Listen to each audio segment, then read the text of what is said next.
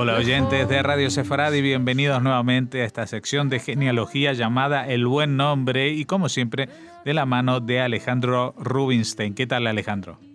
¿Qué tal, Jorge?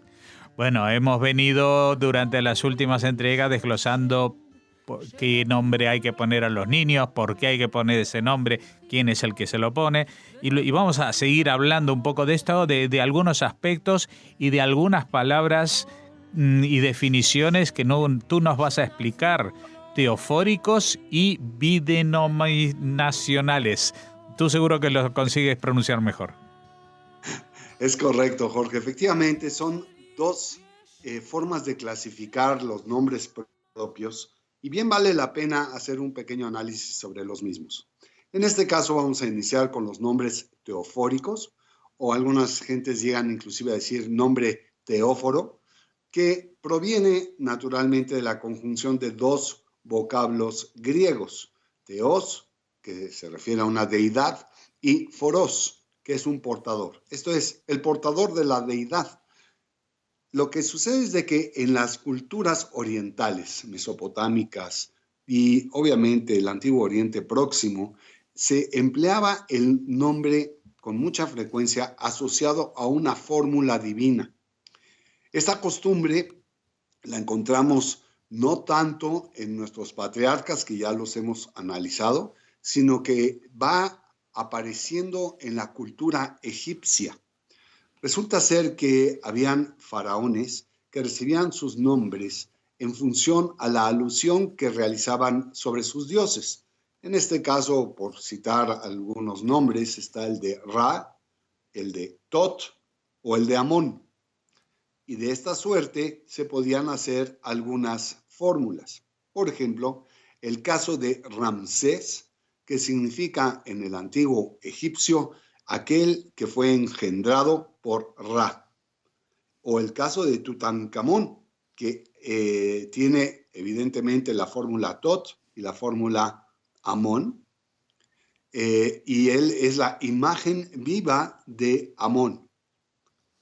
El caso de Diehuti es una voz que se le asocia también al dios Tot. Y esta deidad aparece en el nombre Tutmosis. Esto es, engendrado también por aquel dios. Pero como bien sabemos, los españoles tuvieron una influencia muy importante en el pensamiento judío, pues don Isaac Abarbanel nos dice que los judíos salieron como una unidad en el momento en que desearon conservar, y más que desearon, conservaron firmemente tres tradiciones. Conservaron la vestimenta, conservaron el idioma, pero también conservaron la nomenclatura. La nomenclatura judía nunca se mezcló con la nomenclatura egipcia. El único caso de excepción que encontramos en el texto es en el de José, que recibe un nombre egipcio precisamente otorgado por el propio faraón, que fue Tzafnat Paneach. Pero fuera de este caso, todos los nombres los encontramos bajo la tradición hebrea. Y entonces, en ese caso, hablamos de los que tienen las fórmulas divinas, ya sea por prefijo o ya sea por sufijo. Y debemos de también hacer notar que como los judíos no conocemos con claridad cuál es el nombre de Dios, empleamos algunas fórmulas. Entre ellas están, por ejemplo, la fórmula Kel, o escrita EL, que nos provee de los siguientes nombres, y simplemente lo pongo como un ejemplo. Daniel, a donde Dios es mi juez. Emanuel, donde Dios está con nosotros. Ezequiel, Dios es mi fortaleza. Gabriel es la fuerza de Dios. Isabel resulta ser el juramento. Esto es, mi Dios es abundancia o ha hecho pues lo que pudiera ser entendido como un juramento. Miguel es quien como Dios, o en la fórmula hebrea Mijael. Rafael es que Dios sana, Dios ha sanado. Y Samuel o Shmuel es que Dios escucha. Así encontramos de manera en prefijo el nombre de Dios. Pero tenemos otras fórmulas que no podemos olvidar. Fórmulas a donde el prefijo y no el sufijo es donde prevalece el nombre divino. Por ejemplo, en nombres como el Caná, el Hanán, Eliezer o Elazar, de tal suerte que la fórmula que inicia con las letras E y L antecede al significado del nombre. Por ejemplo, el Caná es que Dios ha celado y el Hanán es que ha proveído ese reposo o ese descanso. Y las fórmulas de Eliezer o Elazar son iguales, donde Dios auxilia. Pero no es la única fórmula. Tenemos las fórmulas a donde se empiezan los nombres con en hebreo lo que sería el correlativo de la I y la H, o la Yod y la Hei, en donde aparecen nombres como Yehoshua, Yehoiakim o Yehoiadá. Pero esta fórmula que termina con la Yod y la Hei es muy fácilmente referible a nombres de mujer. Y en este caso encontramos como Batia, nombre que es claramente, o Galia, nombres que van asociados con también circunstancias y el nombre divino.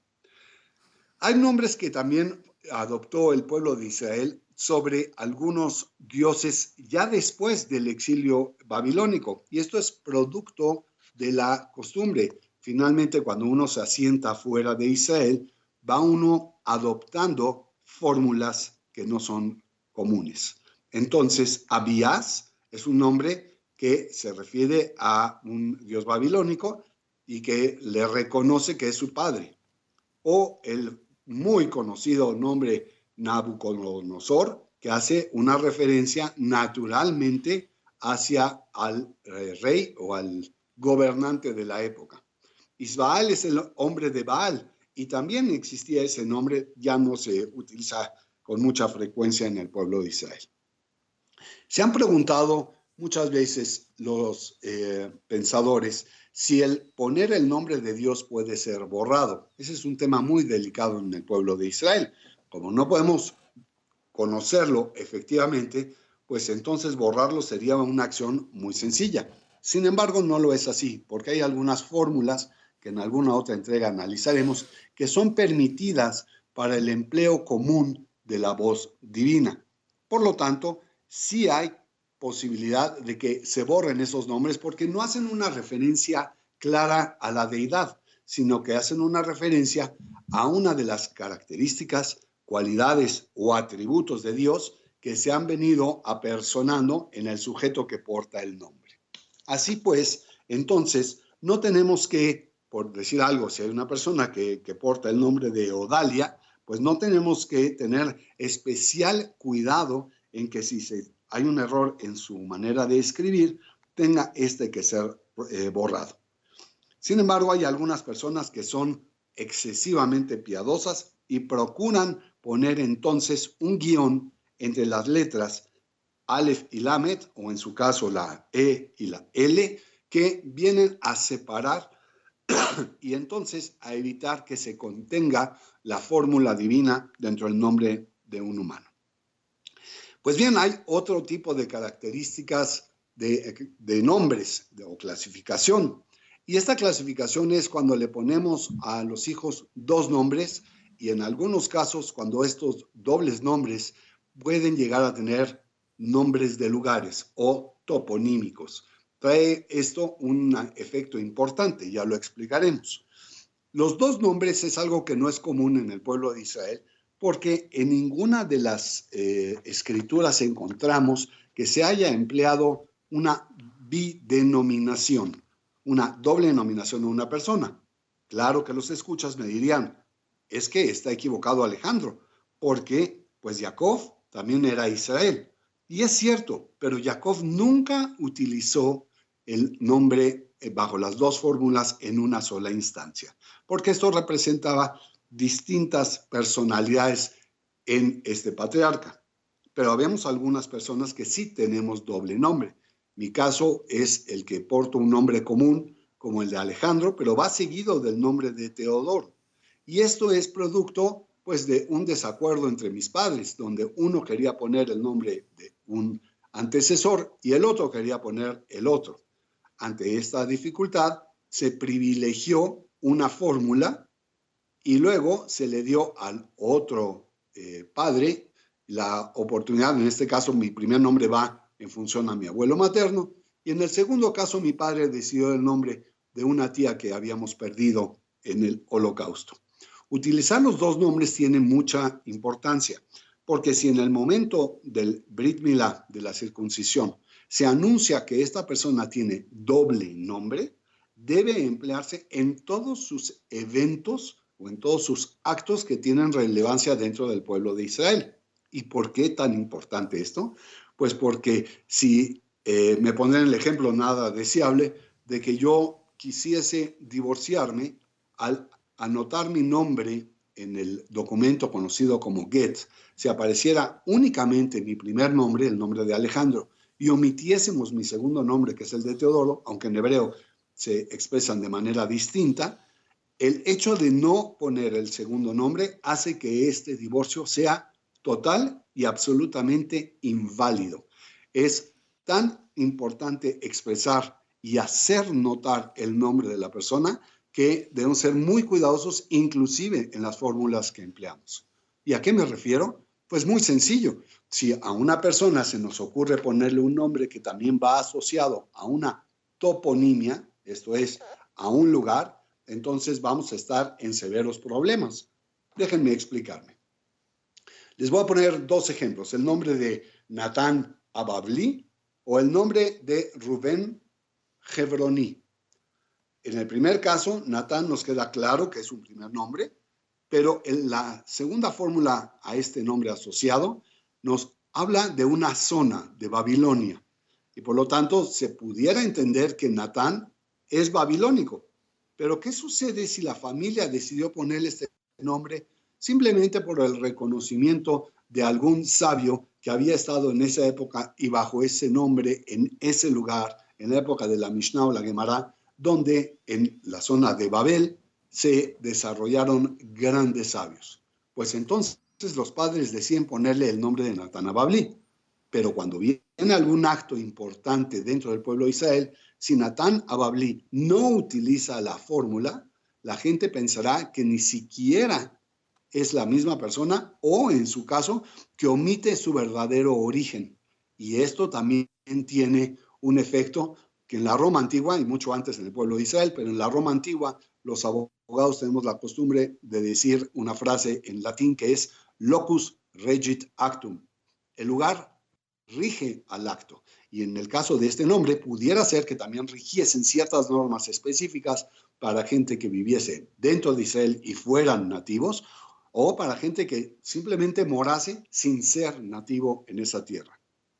Pero el caso de Rubén Hebroni es el caso de una persona que vive en Israel, pero ahí se indica que proviene de una ciudad específica. Y si Rubén no nació en Hebrón, entonces nos encontramos nuevamente en un problema. Le estamos asignando una toponimia que puede hacerse entender como un gentilicio o un nombre de lugar que no le corresponde a esa persona. Hay que procurar que cuando se ponga doble nombre, se procure evitar el empleo de fórmulas toponímicas. Por último, en cuanto a utilizar fórmulas que no son comunes, ¿qué sucede si nos encontramos una familia muy piadosa y ésta decide que le va a prevalecer ya sea el primer nombre o el único nombre que le va a poner al menor, le va a poner el nombre de su rabino? ¿Es esto válido? La respuesta es muy clara. Hay que dar prioridad al rabino en cuanto a su honor, más allá del nombre de nuestro antecesor. Es tan importante el estudio en el pueblo de Israel que inclusive el linaje se respeta obviamente por el origen del padre, pero el nombre es más importante portar el nombre de un sabio que el nombre de un antecesor. ¿Qué te parece, Jorge? Pues muy interesante, pero me faltaba algún ejemplo de los nombres dobles, los bueno, esos que... Bidenominacionales, con todo gusto. Te voy a dar el ejemplo en mi caso, y de un pariente, porque es muy interesante esta parte. Mi nombre es Alexander Tuvia. Yo tengo 2 nombres, pero también tenemos una costumbre no sefaradí, es una costumbre absolutamente ashkenazí, a donde se le pone el nombre sagrado, el Shem HaKodesh, y se le asocia con el nombre común para efectos de que sea identificado también entre los congéneres con los que tiene una convivencia más común. Ajá. De tal suerte que hablamos de nombres como no son Nute, a donde es Natán al principio, pero es Nute en Yiddish, en una fórmula más hipocorística o afectiva, a donde a pesar de que tiene el mismo nombre, únicamente se está adicionando una fórmula con la cual es más cómodo poder identificar a la persona. Pues yo conozco esa misma costumbre entre los sefardíes, por ejemplo, los que se llaman Jaim Vidal, que producen la palabra Jaim y luego la traducen, o Simja, alegría. Y ese tipo de historias, de ese tipo de nombres dobles son muy comunes aquí en la comunidad en España, ¿eh? Sí, en este caso es acertada tu observación. Lo único que tal vez habría que diferenciar entre tu ejemplo y el mío es que en el mío es típicamente bidenominacional. En tu ejemplo, y es un ejemplo muy, muy válido y muy interesante, es el caso de los nombres traducidos, que en una futura entrega también haremos el ejemplo y vamos a llegar a ello. Claro, claro, que es otra cosa, es los nombres traducidos a otra lengua. Muy bien, pues con estas pautas sobre nuestros nombres y los nombres que damos a nuestros descendientes, nos despedimos hasta la próxima emisión del Buen Nombre. Nunca mejor dicho. Muchas gracias, Alejandro Rubinstein, y aquí te esperamos dentro de 2 semanas. Naturalmente, un abrazo a todos.